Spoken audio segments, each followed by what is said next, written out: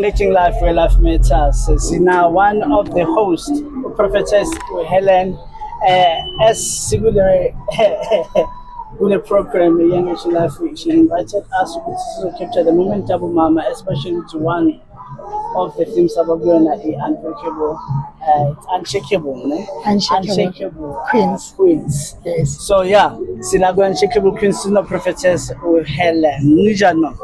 Ngiyaphila Pastor Musa. Siyaphila nathi sesigalelekile sila endaweni esigameko yeah, Spread you. Spread you, yes. Yes. The East Range. Yeah, okay. East End. Yeah. Yeah. Tell us more about your program. Tell us more about why we're here. Okay, namhlanje sine movement Unshakable Queens, and sizobe sinama speakers are different from different spaces, and then usisandi Mncwango uzabe launcha nencwadi yakhe. Launcha movement yethu sabomama Unshakable Queens, where every woman can come as a healer and vent out. Masifuna ukuhlangana sisodwa. We are not doing it alone as abo mama kuphela. We've got our daughters, because uZandi Kim is my daughter, mina mama spiritually. Yes. No, it's good. And then I was telling Mago, you know, my project and I accepted the launch. There's other projects and to assist the women who are struggling, with my social ills. Okay. Since it's the first event in Namhlanje, so we have engaged our psychologists. So one of our psychologists when we move on with the event, because our plan is to the event here to host every month, where women get together and socialize spiritually and sihlale as women from different dominion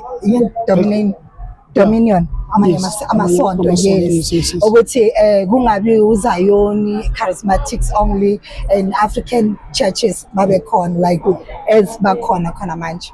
Well, it is good ukubona abantu besimame bahlangane with one vision, yes, to assist and support one another. Yes.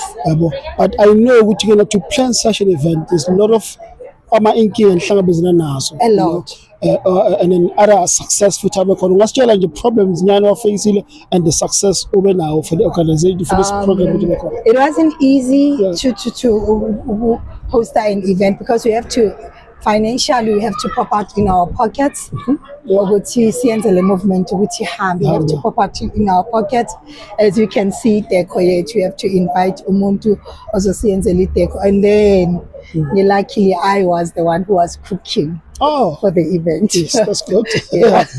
So the success and even now so far, we figure from today, what are the success and so achieve for to figure good event within a launch match. Okay. We didn't do much. Actually, we combine our ideas. Egasi Sandy and my idea. Mina, I'm a prophetess in ministry, and I'm a pastor as well. So must combine my ideas. I wanted this thing yokuhlala nabo mama. Sibe a healing session where we talk, because we see abo mama, there's so many things that we meet. Siba nenkinga in marriage, abantwana, in the society. How do we build ourselves as women? And especially in ministry, how do we become? Before I become a pastor, how did I achieve? Yes. It's over controversial now. All right. Yes. There's a problem now in the communities where a lot of women are coming to church in numbers rather than males. Yes. But you find that still they're having more problems in Mogoma social ills. That's why your program has been open to come and heal the wounds. Yes. Would you say Amasonto they need to do more in? I think as pastors we need to do more. In fact, masise masontweni siba too spiritual instead of ukuthi si touch in our life exactly ukuthi siphila kanjani. Yes. Instead sigxila ezwini, ngabe siyabanikeza abantu an opportunity ukuthi bakhulume, but we don't have that time.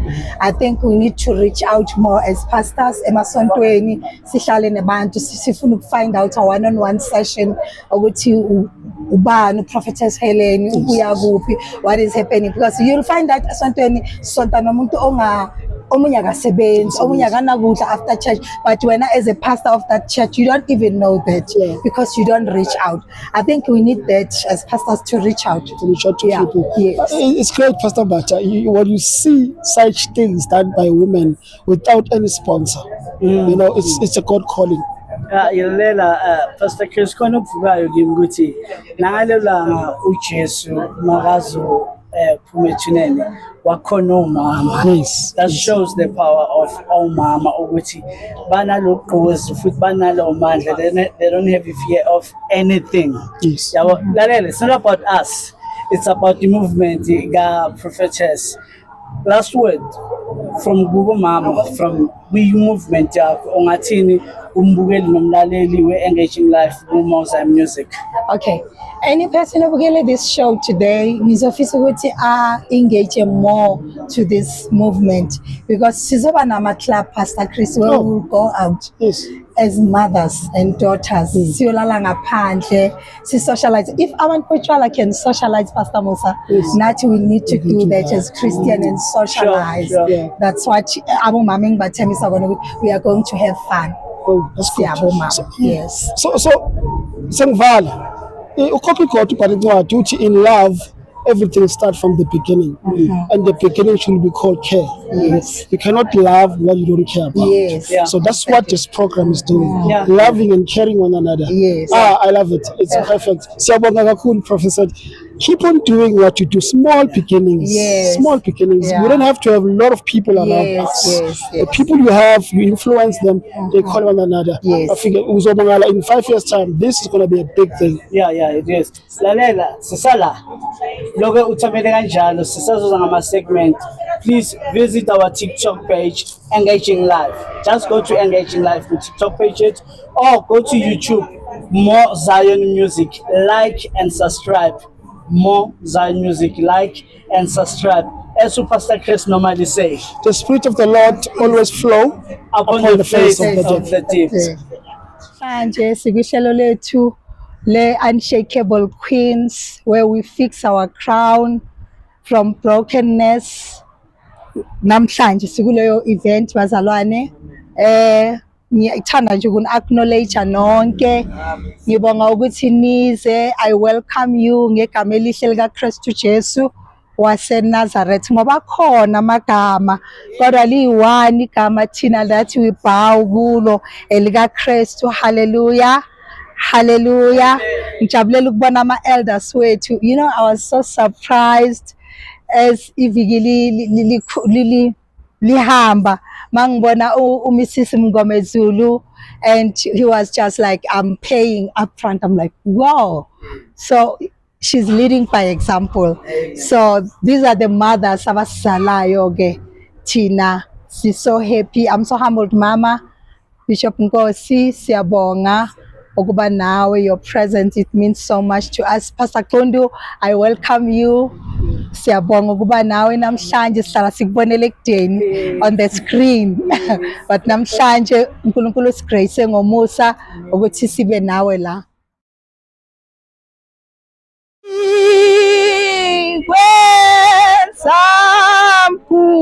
Ulu tini mihlathina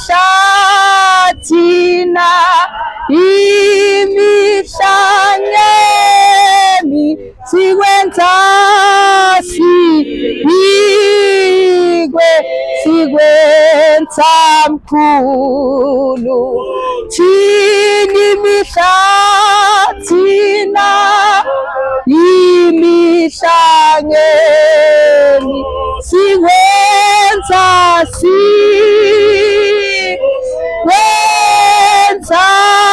mkhulu. Ngiyanibingelela emini ngelihle igama lomfelo wethu uJesu Kristu. Amen. Ngithanda nje ukubonga ukwamukeleka nokuthola islot nje isikhashana esifishane ma si-interviewer ithi inhliziyo yami masibethi sizeleni ngithi knowledge is the power, even if singazi ukuthi sizeleni first day, but knowledge is the power bazalwane. wenza mkhulu imihla ngemihla imihla ngemihla manje enhlizweni yami kuvuka ukuthi awukho into enikwe umsebenzi omkhulu njengabaholi. Amen. And kudingeka i-wisdom more than anything else. Kunencwadi ezakha ethi kungcono ukuhlakanipha kuba nengqondo ngoba wonke umuntu ingqondo unayo. Yeah. Ngisho nesilwane sinayo ingqondo. Yes. Kepha you need to apply i-wisdom.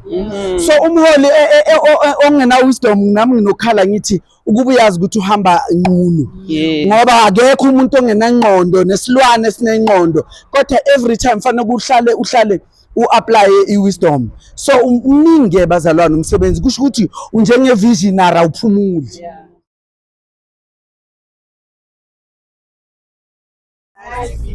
If abantu botshwala can chill baphuze bajabule, nathi we can do the same. Hallelujah. Ayithi bayakwazi bona ukuhlala bajabule, so nathi let us be free sijabule namhlanje. Amen. So siyaqhubeka neprogram yethu. Ngizocela uLady Bishop Carlo before ngizobiza ama-elders wami ukuthi abe nezwi nalo ukuze uzofunda. So ngibonga ukuthi umama asangimemile.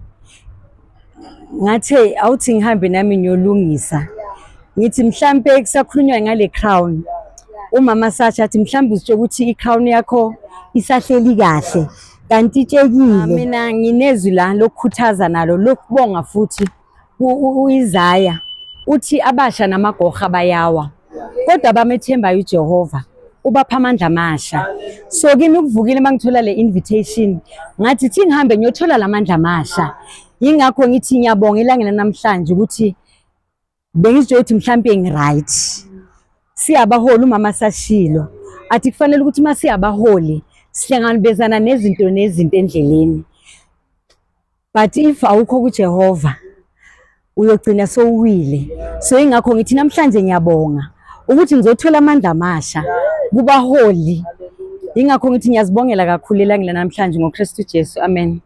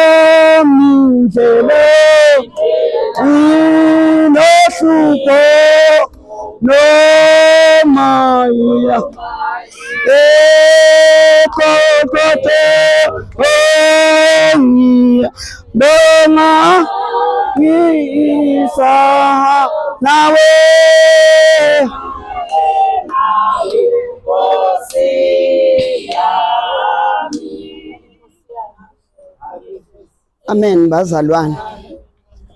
Uthi obhalayo ngelinye ilanga zindaba zine enizixoxayo. Uthola amadoda ayagosipa akhuluma into ayibonile kodwa abona umuntu wokuhamba uyehla le ndoda iyabuza ukuthi izindaba zine engikhulumayo ithi noma ngasondela yini bathi konje wena usiye wala awubonanga ukuthi wenzakalani. Uyehla inhle inkonzo yokwehla, inhle inkonzo yokungabi nempakamo ngoba kwayena umnikazi wezindaba azange abane nempakamo. Indoda emSamsoni mabayigunda inwele livumele izwe ligunda inwele, livumele izwe lwasusa amehlo enyama.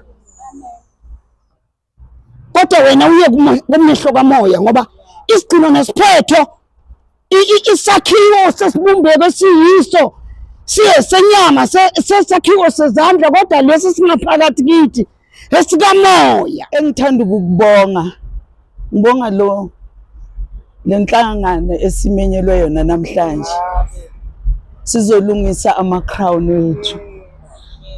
And uma ngithi ngiyabheka ngibona abaholi abancane abagcwele la, engathi uNkulunkulu angangigcwalisa ngamandla bantwana. Lo mthwaleni lo msebenzini uphethe, hey ufuna umama onesibindi okhulekayo. Izinto noma sezinzima siyahlupha sizimvu sithiwa niphethe izimvu ezihluphayo, kodwa nje uNkulunkulu akanigcwalisa ngamandla ngoba ngiyithi kanye sitshekisa lama-crown wenu. Uyigcina right, uyabona usazi, kodwa nje kunelizwe linginikeze futhi amandla. Ku-Isaiah 41 verse 10 ethi ungasabi, ungapheli amandla. Mina nguJehova wakho, uthi ngizokubamba ngesandla sami sokunene. Ngathi anganibamba njalo ahambe nani. Ake ngimeme umoya ongcwele. Nkulunkulu Baba, Nkulunkulu Somandla, emini nje Nkulunkulu wethu siza kuwe dwala lamadwala, siza kuwe Nkulunkulu wethu enyaweni zakho sonini nanini. Sizolanda amandla Nkulunkulu wethu, sizolanda ukuhlakanipha Jehova. Ngalesikhathi ke Nkulunkulu wami ngisezoxoxa izwi lakho Nkosi Nkulunkulu namandla, izwi lakho eliphilisayo, izwi lakho elihlabayo elihlukanise, izwi lakho elinamandla, izwi lakho eliphefumulelwe uqobo Nkulunkulu wami. Hlala ke ezindebeni zomlomo wami Nkulunkulu, bese uyafihla mina Nkosi Nkulunkulu namandla. Ukhulume wena Nkosi Nkulunkulu namandla, wena Jehova wokulunga konke, wena Nkulunkulu othe asoze senza lutho ngaphandle kwakho Nkosi Nkulunkulu namandla. We thank you, we glorify your name. Sikubiza inkosi yamakhosi, esekhona wonke amanye amakhosi emhlabeni, kepha wena Jehova akekho njengawe Nkulunkulu wethu. Ngena ke kule ndawo Nkosi Nkulunkulu ongcwele, shift our minds Almighty God, vula indlebe zethu zikamoya Nkosi Nkulunkulu ongcwele, ukuze silalele ukukhuluma kwakho Nkosi Nkulunkulu namandla. Amehlo kamoya Nkosi Nkulunkulu namandla, uthi sibone izinto zasezulwini Nkosi Nkulunkulu namandla. UJehova wena uqobo lakho Nkosi Nkulunkulu ongcwele, ngizomela izulu manje Nkosi Nkulunkulu namandla. Khuluma ngathi uyaqala ngami Nkosi Nkulunkulu ongcwele, thintelo yona loyo Nkulunkulu wami. Baba siyilimele Nkosi Nkulunkulu namandla, singomama sihamba Nkosi ezweni lonke Nkosi Nkulunkulu ongcwele, umthwalo ne-assignment owasinika yona Nkosi Nkulunkulu namandla, ngenxa yokusethemba Nkosi Nkulunkulu ongcwele. Baba izofezeka ngokuthi Nkulunkulu wethu sihlale kuwe Nkosi Nkulunkulu namandla, othe wena ezwini lakho masihlale kuwe kuze nawe uhlale kithi Nkosi Nkulunkulu namandla. We invite you Holy Spirit kule ndawo Nkosi ngalesikhathi, egameni nasegazini lika Jesu waseNazaretha, kuze naphakade. Amen. Ngizothanda ukubingelela nami emini ngelihle igama lomfela uJesu Kristu. Bingelele our host uSisi Zandi, ngibingelele nakuwe prophetess. Ngiyathoba ngelihle igama lomfela uJesu. Ngibonge umunwe oye wangikhomba nokuthi ningethembe ukuthi namhlanje hleze ngizoza nako mhlambe yiloko okungekho ngcono, kodwa okuzokwenza ukuthi umuntu abe nenye perspective mhlambe ekubukeni izinto. Haleluya. I-topic ke enginikezwe yona lana yokuthi ifuneke ngikhulume, ngizokhuluma ngencwadi yaka-Isaiah. Ngizokhuluma ngencwadi yaka-Isaiah 62. Loyana nithi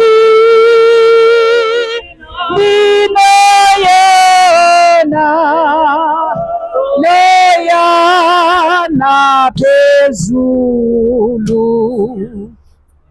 Amen. Ungangifundela mama. 62 verse 3. Yes. Sinakade nomshuquli wobukhosi esandleni sikaNkulunkulu wakho. Amen. Yesilungu ke Amen. ithi, thou shalt also be a crown of glory in the hand of the Lord, and a royal diadem in the hand of thy God. Hallelujah. Amen.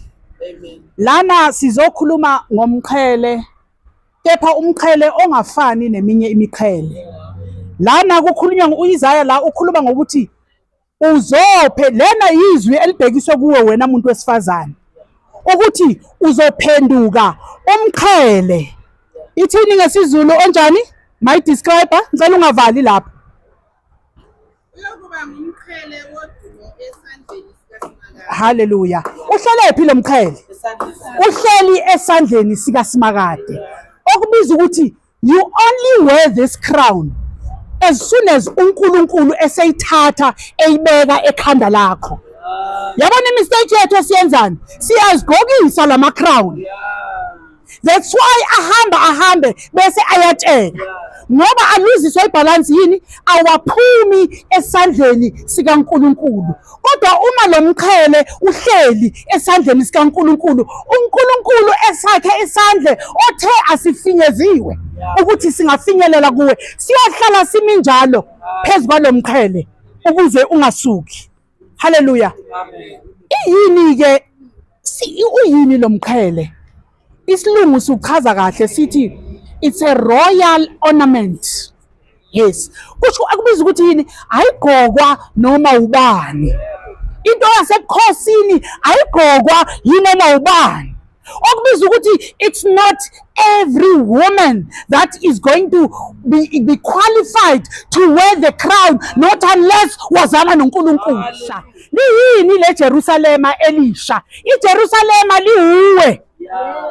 Yes. Ngoba from Genesis to Revelations kahle sifunda noma sishumayela ngayo ngoba silangazelela iJerusalema elisha. iJerusalema ke manje akhulunywa ngeindonga lelo ukuthi maba describe abathi lihle ngendlela ukuthi kunobukhazikhazi namasilingi wakhona kuthiwa ayaqhebezela, kodwa kukhulunywa ngeJerusalema elihuwe. uNkulunkulu uyothokoza mhlazane leJerusalema eliyimi lilunga, kodwa akasiza ukulunga siyilungela sodwa sile at a distance.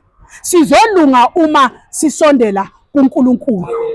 As much as we are here to fix each other's crowns today, kuzoba yize uma ngabe vele wena wakho umqhele awukho, exist.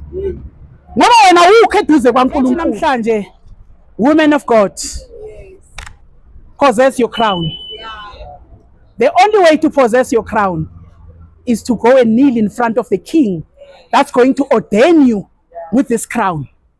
Ngoba kuyona crown, asikhulumi nge-crown eyezandla eyenziwe ngezandla. Asikhulumi nge-crown ezobonwa yilizwe lonke ukuthi wena you are wearing a crown. But abantu, they will come closer to you because bazoloke beyibuza ukuthi kodwa yini ngalo mama. So stand tall. Sebakuhleka, sebakuhleba, walk tall. Anikeze uNkulunkulu. Uyazazi la ufaila khona, but go to God and say, Lord, I'm failing. But when you know my weakness, in our secret place, it's where last season jala khona. And sitshela uNkulunkulu ukuthi this is me. Singamkhonzi. Bese siyayi-interpreta ke wrong, Pastor Qundi sithi God hates divorce. Kanti uNkulunkulu uthi I hate when you divorce me because ufuna thina sibe closer to yena. Hallelujah. Amen. Kuna something nje bengiprepareile kodwa angikho kuleso slot leso. Ngicela nje si welcome uLady Bishop Dlamlenze seka in the house. Siyabonga kakhulu Lady Bishop, welcome. Sebeng announce ukuthi ngithanda ukuthi rather Madam Dlamlenze ngoba iyasinda le title. Iyasinda le ka Lady Bishop futhi abantu bavele bakubheke bakubone nje ukuthi hayi emncane kangaka kuza kanjani. Kodwa ke sometimes siye sisho sithi dynamites come in small packages. So abazi bona indlela yami eseyisethiwe uNkulunkulu ukuthi ehamba kanjani, bajaja njengabakubona ngeso lenyama kanti lento le ispiritually isemoyeni. So ngiqale ngingene kule engiyibizelwe yona, i-identity awakening.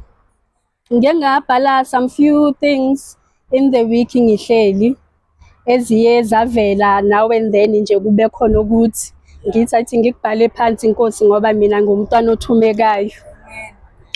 Ngithanda ukuthi you are not defined by your circumstance. Yes. Your past and what other people think, they don't define you. You are not defined by your marital status. You are not defined by your trauma or ama mistakes akho. They don't define us. We need to understand ukuthi we are rooted in Christ. Njengoba uJeremiah atsho, Jeremiah 1 verse 5, it says, before I formed you, wasazi sisaseyihlwili. And wayazi ngathi nokuthi indlela yethu izohamba kanjani. Chosen. I am called. I am not forgotten. I am loved by God. I walk in divine purpose. In divine purpose. My identity is secured in Christ. In Christ. Yes. So meaning we don't give anyone osemhlabeni a power to determine our identity. Our identity is secured in Christ because he is the one who knows ukuthi uhambo lwethu lwimi kanjani. He is the one who knows our purpose yokuza lana emhlabeni.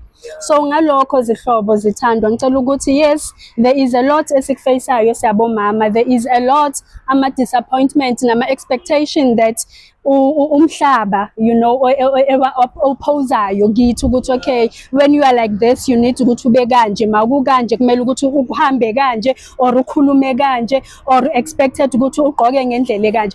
But I need us ukuthi sizibelieve ukuthi okay fine, as much as we walk as an image of God, kumele ukuthi sazi ukuthi who we are. So if asazi ukuthi who we are, meaning we are allowing everyone to dictate who we are, and if everyone dictates who we are, it means ukuthi vele we gonna believe it. Angithi awuzazi, angizazi ukuthi ngubani. So mangingazazi, if she says ngiyinto ekanje lo nhlobo leyo, I will believe it because of mina self kuqala angizazi.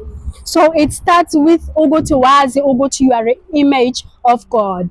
And as you are an image of God, God created all of us for a purpose. Our purposes are not the same. Indlela zethu definitely zizohluka ngoba asinabizo olufanayo. And we're not here to serve him the same way. Probably mina ngizomserva ngokuthi ngime la and talk. Probably wena uzomserva ngokuthi each and every time, probably ngaSunday uyakwazi ukuthi unikele ngesikhathi sakho, uyongena enkonzweni and do whatever. So sinikela ngesikhathi sethu na ngendlela ehlukile because we were created differently. So we need to stand firm in our identity and who we are. If you don't know, please go back to God. Pray about it. Pray about it. God, who am I? God, help me find myself. God, help me find my purpose that you've planted in me. Because it definitely show everyone unayo purpose given. It's just that when you don't know your purpose yet. So let's pray about it. And we pray here to also pray ukuthi please mandingadluli ilizwi lakho, because sometimes we pray ithi mase ufikile impendulo, but because of we too much busy ngezinto zomhlaba asiboni nokubona. So we also need to pray about that. God, as much as I'm praying ukuthi please guide me, I also pray ukuthi mandingadlulwa ilizwi lakho when you respond, because he does respond. Amen. Amen. Ayithi sisajabulile sonke ne. Ngiyabona namakhana visti ayaluka lapha ya sesi ready. Yabo plus thina Pastor Chris sabo mina ekhaya baba moyethanda ukuthi mangena athi nali lamba lidlile elam. But manje sengiyisidudla. I'm sure manje bekazokwata makangibona ngisonga bekavela time mfethu. Thina yabo noma sidlile nje asibonakali. So sesilambile already. Siyabonga kakhulu na ku engaging live ukuthi niwe nathi sesingayosha.